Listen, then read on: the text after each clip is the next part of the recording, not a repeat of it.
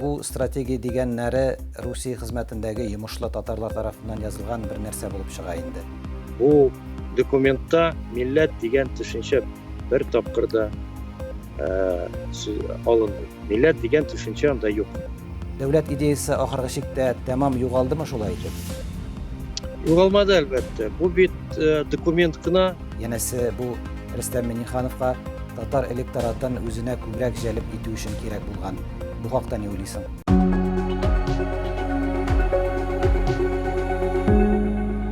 1990 елгы суверенлык декларациясенең 30 еллыгын билгеләгән бу көннәрдә шул суверенлыкның бар диярлек казанышларын инде югалта барган татар милләтне киләчәктә ничек үстерү юлларын билгеләргә тиешле гамәл стратегиясенә ия булды. Хөкүмәт карамагындагы Татар конгрессы әзерләгән шушы хезмәт инде исеменнән үк аңлашылган әһәмияте сәбәпле шунда ук төрле кызыксынган тарафлар ягыннан тикшерелә башлады һәм шунысы кызык, дәүләт хезмәтендәге татарлар стратегияне нигездә дәррәү хупласа, бәйсез татар активистлары тәнкыйть караш белдерә. Азатлык радиосы аларның барысын да яктыртырга тырышты. Әмма бүген без дәүләт карамагындагы медиа чараларында мактау, соклану тоннары өстенлек итүен искә алып, минемчә студиясенә бәйсез блогер, сәясәт белгече Руслан Айсинны чакырырга булдык. Сәлам, Руслан. Сәмсез. Стратегия бәян ителүгә аның тирәсендә шунда ук бәхәсләр кабынып китте. Сүнеп килгән ирекле матбугат урынын хәзер социаль челтәрләр ала бара һәм бәхәсләр дә шунда җәелә. Шөкер, бәйсез фикерләүче татар активистлары әле һаман да бар. Алар ягыннан стратегиягә инде әйткәнемчә нигездә тискәре караш белдерелә. Кабул иткәне дә ярар инде бүгенге хәлебез шул, аннан-моннан әзерләгән, әвәләнгән стратегия татар дөньясындагы хәлләрнең көзгесе ди. Татар дөньясы нинди, стратегиясе дә нәкъ шундый килеп чыккан дигән фикердә. Син ни уйлыйсың бу хакта? Бу сүзләрдә әлбәттә рациональ хаклык та бардыр син әйткәндә, но шул вакытта фикер бит ул җанлы әйбер. Ул нидер футуристик, хыялый әйберләрне дә үз эченә ала. Әлбәттә безнең хәзерге халәтебез әллә нәрсә сокланырлык түгел. Но шул вакытта стратегия ул бит анализ гына түгел. Ул киләчәккә караш, максатлар кую, зур максатлар. Бүгенге көндә ул максатлар, мәсәлән, ниндидер утопияле булырга мөмкин, күренергә мөмкин. Но шул вакытта бу аның эше дә башта фикер бара, фикер артыннан сүз иярә, сүз артыннан инде гамәл бара. Без күргән стратегиядә кызганычка каршы аның җисеме белән исеме туры килми. Мин аны шулай дип бәялим. Шул вакытта ул документ бар, но татар бит ул яши, татарның башка фикер ияләре дә бар, башка ниләр бар, карашлар бар. Шуңа күрә минемчә бу стратегияне, бу кабул ителгән документны бер баскыч буларак кына кабул итәргә кирәк. Менә бу атладык та киттек. Бу документны гомумән стратегия дип атап буламы? Чөнки социаль челтәрләрдә дә, башка язылган язмаларда да бу күбрәк мөрәҗәгатьне хәтерләтә. Кемдер әйтә, моны ниндидер бер тарихи ностальгиягә чумган памфлет кебегрәк нәрсә ди. Ничек атаргасың моны? Дөрес, ул памфлетка да ошаган, өндәү ниндидер документына ошаган, стиленә ошаган, әлбәттә анда күбрәк тарихи вакыйгаларга урын бирелгән шәхесләребезгә, бөек шәхесләребезгә. Ну шул вакытта ниндидер концептуаль анализ күренмәде. Шуннан тыш киләчәккә караш, киләчәккә векторлар билгеләнмәде, стратегия беренче чиратта шуны карый, шуны истә тота. Һәм инде аны ниндидер менә рус телендә шундый бар воззвание, манифест форматында кабул итәргә була, минемчә.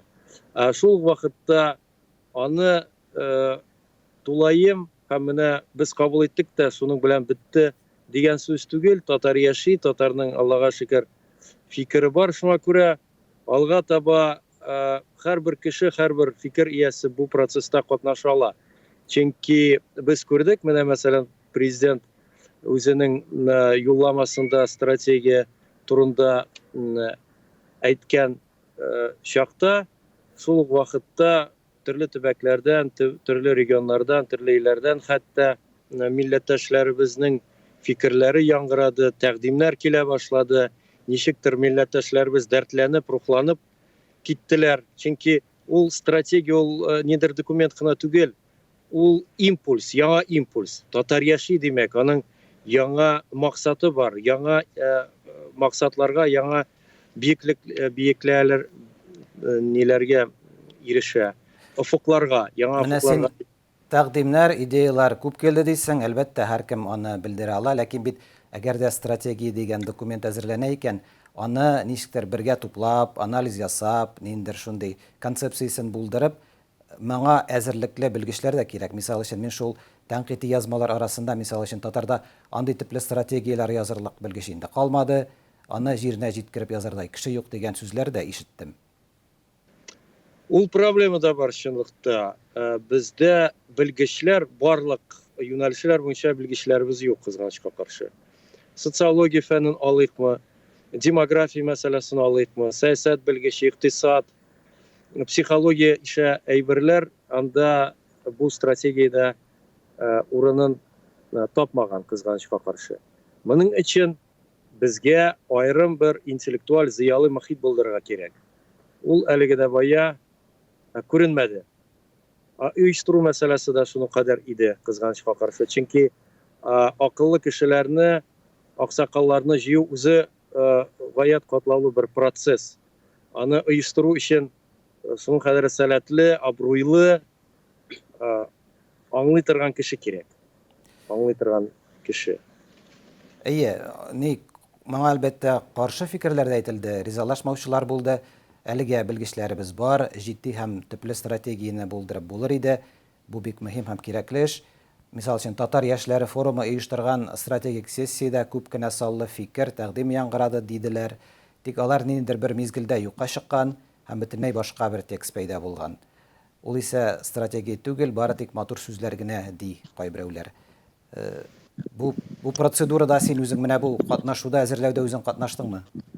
Юк, катнашмадым. Мин беренче этапларында катнаштым. Без берничә кеше идек. Без читтән чакырылган экспертлар буларак, тәнкыйтьчеләр. Язуда без катнашмадык. Но ниндер теге бәхәс, семинарларда без катнашкан кешеләр буларак мин инде сөйлим. Но менә бу кабул ителгән документны мин күрмәдем. Минем белән бергә бу процессларда катнашкан кешеләр шулай бу документны беренче тапкыр шул конгрессның җыелышында күрделәр. Шуңа күрә минемчә берничә текст булса иде, берничә документ булса иде, альтернатив документлар мәсәлән, һәм аларны менә шул милләт җыенына чыгарып, халык тарафыннан бәя бирелергә тиеш иде. Монда бит инде гади халык түгел, монда татарның асыл затлары җыелган, татарның лидерлары, өлкә лидерлары. Шуңа күрә алар тарафыннан экспертиза узарга тиеш иде. Ну, күрәсең, бу документ тиз арада кабул ителде. Экспертиза да узмады шул тарафтан, җәмәгатьчелек тарафыннан каралмады. Монда ашыгу сизелә әлбәттә. Стратегияны нәкъ менә хәзер кабул итү артында Татарстанда 17 сентябрьгә билгеләнгән президент сайлауы факторы тора дигән караш та бар. Янәсе, бу Рөстәм Миңнехановка татар электоратын үзенә күбрәк җәлеп итү өчен кирәк булган. Бу хакта ни уйлыйсың? Әлбәттә, бу сәяси аспект күренә. Ну, шул вакытта минемчә бу төп мәсьәлә, төп проблема түгел. Чөнки бу документ татарның барсына кагыла. Татарстанда яшәүче татарлыгына өчен генә түгел. Шуңа күрә сайлаулары да бәлки йогынты ясагандыр. Но төп проблема башкада, минемчә. Төп проблема ул эшне начар оештыруда.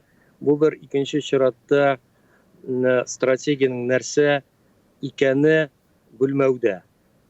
Менә күп фикерләр ишетергә туры килә. стратегия шундай булырга тиеш, кайберләр әйтә, икенчесе әйтә, юк, менә мондый концептуаль булырга тиеш. Кемдер әйтә, юк, ул ниндер шигъри юллар белән тасвирланырга тиеш. Ну, мин шулай дип җавап бирәм. Һәрбер халыкның үзенең сәяси, зыялы, тарихи тәҗрибәсе бар. Ул шул тәҗрибәгә таянып, аны эшләргә тиеш. Аны язарга тиеш. Шуңа күрә безнең үзебезнең тәҗрибәбез бар. Шуңа таянып без аны эшлибез. Ниндидер тышкы булган концепцияларны карап була, әлбәттә. Но алардан туры калька ясау дөрес булмастыр. Сине дөрес аңласам, бу эштәлектән бигрәк стратегияны язу процедурасының бик начар оештырылуы. Шуның бу төп сәбәп шулмы синеңчә? Миңа калса ул эшнең 80% уңышы. Искә төшереп китик инде, чөнки бу эшне татар конгрессы алып барды. Аның Васил Шайхразиев җитәкчелегендәге Милли шурасы алынган иде бу эшкә Миңнеханов кушуы белән. Электә тәнкыйть булды, бу эш яшерен алып барыла, тикшерүләр үткәрелми дип. Менә инде хәзер күрәсең нәтиҗәсен, менә ничек килеп чыкты, шулай күрәбез. Анда Фәннәр академиясе дә катнашты. Анда катлаулырак мәсьәлә, чөнки анда берничә сәяси үзәк, ягъни Фәннәр академиясе, Милли шура, ниндидер безнең кебек айрым бәйсез экспертлар дип әйтимме, менә бу берничә төркем, берничә үзәк арасында уртак тел таба алмады. Ниндидер менә оештыру механизмы булмады, кызганычка каршы. Бәлки шул да сәбәп булгандыр. Чөнки ашыгыч рәвештә яңа документны ясарга булдылар.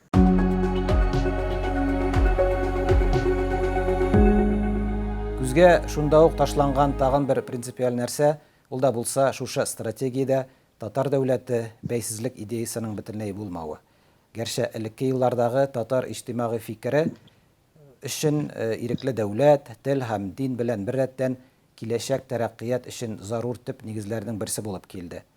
Азатлык, иреклек төшенчәсе бу әсәрдә бар, әмма бик шуарлап кына телгә алына. Мисал өчен менә цитат: "Татарлар өчен азатлык дигән күп кырлы төшенчә зур әһәмияткә ия. Ирек, азатлык, хөррият барысы да азатлык турында. Үз сәләтеңне гамәлгә ашыру иреге, үз фикереңне белдерү иреге, үз тарихыңны, үз язмышыңны үзең язу иреге." Цитат тәмам. Нәрсәсе кызык, стратегияны әзерләү эше үзе һич кенә дә үз фикереңне белдерү иреге шартларында алып барылмады. Кабул ителгән проектның шыпырт кына тар даирә тарафыннан әзерләнүе ачыкланды. Дәүләт идеясы ахыргы чиктә тәмам югалдымы шулай итеп? Югалмады, әлбәттә. Бу бит документ кына. Бу документ әлбәттә тарихта кала. Шул ук вакытта фикерне бит аны берничәктә тыеп булмый. Менә минем башымда ул фикер бар, җанымда, йөрәгемдә йөри икән. Кем аны тыя ала, мәсәлән? Кем дә тыя алмый. Мин кирәк булса үзем, мәсәлән, хәзерге вакытта, хәзерге шартларда стратегияны язып бирә алам да, мәсәлән, интернетка куеп, күпме кеше аны карый ала, бәхәсләшә ала кирәк булса. 10 ел элек мин татарның яшәү нәмәсен язган кеше, ягъни кодексы, ул хәзер дә актуаль, мәсәлән. Ул әлбәттә күбрәк шундый теге шигъри әйберләр белән тасвирланган. Ну, шул вакытта минемчә татар ул бер карасаң ниндер сәяси вазгыятькә дә яраклаша. Әлбәттә, башкача булмый. Ну, шул вакытта дөньяда барган һәм безнең илдә булган ниндер реформаларга, үзгәрешләргә дә ул бик ни карый, сизелмәле, ул аны күрә. Шуңа күрә менә бүген вазгыят шундый, әйтәгә, мәсәлән, ул үзгәрергә мөмкин. Шуңа күрә бу концепцияда искерергә мөмкин. Чөнки яңа вазгыят туа. Яңа вазгыят. Без бит вазгыяттан чыгып хәл итәбез, маразлыйбыз, гамәл кылабыз. Стратегияның текстының тагын бер үзенчәлеге аның бик русоцентрик булуы, ягъни асылда урыс казанында кайнавы. Стратегия дип аталган шушы памфлетта Русия сүзе, мисал өчен 11, татарлык өчен нигезләрнең берсе булган, татарның нинди генә зәгыйф булмасын, әмма дәүләтчелек формасы саналган Татарстан бер мәртәбә телгә алына. Анда да әле Татарстанның Русиядә алдынгы сафларда баруына басым ясап кына. Аңлашыла ки, бу татарның хәзерге чорда нинди аяныч хәлдә калуын бик яхшы тасвирлый. Дәүләтчелек, тел, тирәбездә нык тиз үзгәрә барган дөньяга күнегү, демография кебек иң мөһим өлкәләрдә татарның үзен саклау өчен тиешле җавап бирә алу сәләте бик түбән хәзер. Мисал өчен шул ук тел мәсьәләсендә гомумән паралич хәле сизелә. Стратегия менә шундый шартларда шушы сәяси парадигмада кабул ителде. Һәм аның апофеозы югары ноктасы булып, мөгаен дә, мин тагын цитат китерәм инде, татарларның Россия дәүләте хезмәтендә ватанны ныгытуга керткән өлеше гаять зур дигән сүзләр тора. Хәтта татарның ватан төшенчәсе дә урыс җирләре, урыс дәүләте биләмәләре белән билгеләнә. Моңа нинди булса реакцияң бармы? Моннан тыш мин әйтер идем, бу документта милләт дигән төшенчә бер тапкыр да алынмый, телгә алынмый. Милләт дигән төшенчә анда юк. Ягъни рус текстында да нация дигән әйбер күренми, бар халык.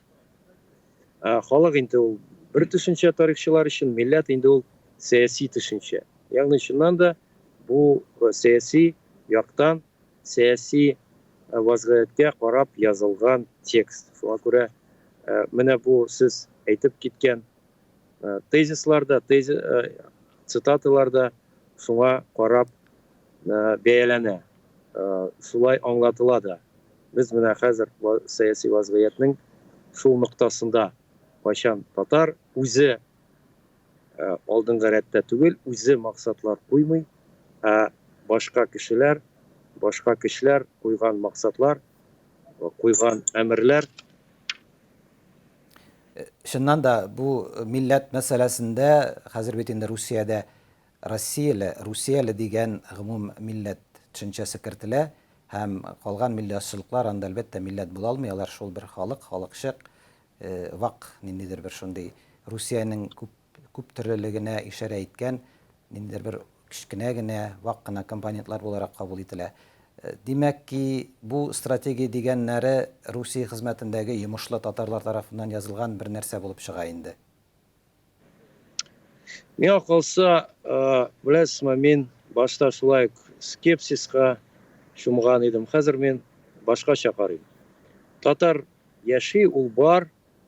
Менә мин хәзерге вакытта татар эшләре көннәрендә катнашам, мин күрәм, яшьләребезнең милли үзаңнары үсә бара, мин аны динамикада күрәм, динамикада анализлыйм, туган телләрен дә беләләр, ватаннарын да хөрмәт итәләр, алга карашлары да бик таракый, бик прогрессив.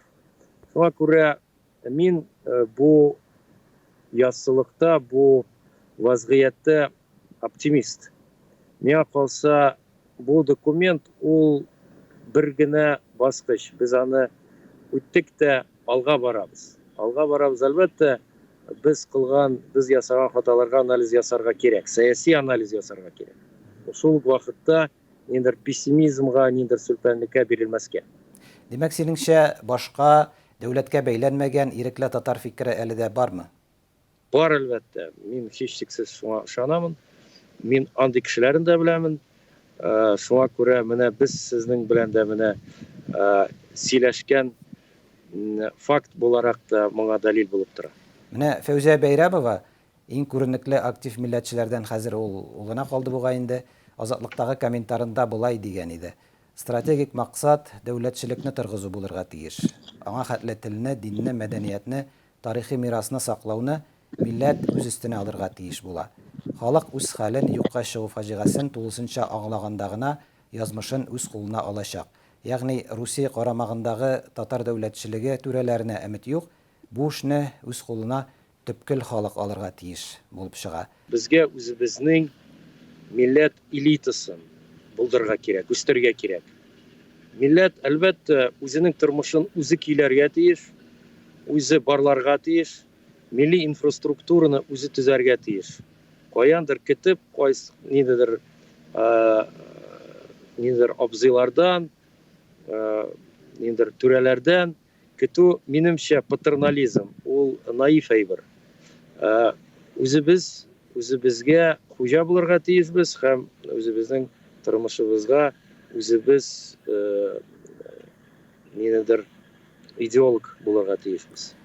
Руслан, бүген безнең белән уртаклашкан фикерләрең өчен сиңа бик зур рәхмәт. Син күрүемчә хәзерге вакытта татар яшьләре көннәре бара торган Идел лагерында. Сиңа да, анда катнашкан бар яшь егет кызларга да зур уңышлар теләп калабыз. Хәерле көннәр. Сау булыгыз. Салкын сугыш елларында татар җирләрендә йоткан Коммунистик Советлар Берлеге ирекле көнбатыш илләренә каршы торганда Американ хөкүмәте коммунизмның әсир милләтләре концепциясен күтәреп чыккан иде. Шул әсир милләтләр рәтенә Идел Урал исеме белән татар башкортлар да кертелде. Коммунистик система инде күптән юкка чыкты. Исемлектәге күп кенә милләтләр үз эшләрен үзе хәл итәрлек дәүләтләрен кырды, әсирлектән котылды. Мыштым гына әзерләнгән һәм шушы көннәрдә бик сәер шартларда кабул ителгән татар милләте стратегиясе дип аталган документ татарның әле дә шул әсирләр исемлегендә калуын раслаган бер дәлил булып тора. Һәм бу әлеге стратегия дигән әсәрнең күзгә күренгән бердән-бер мәгънәсе кебек. Аны язучыларга һич югы шушы аяныч чынбарлыклы танулары өчен рәхмәт әйтергә була. Сезнең белән студиядә Кәрим Камал иде. Сау булыгыз.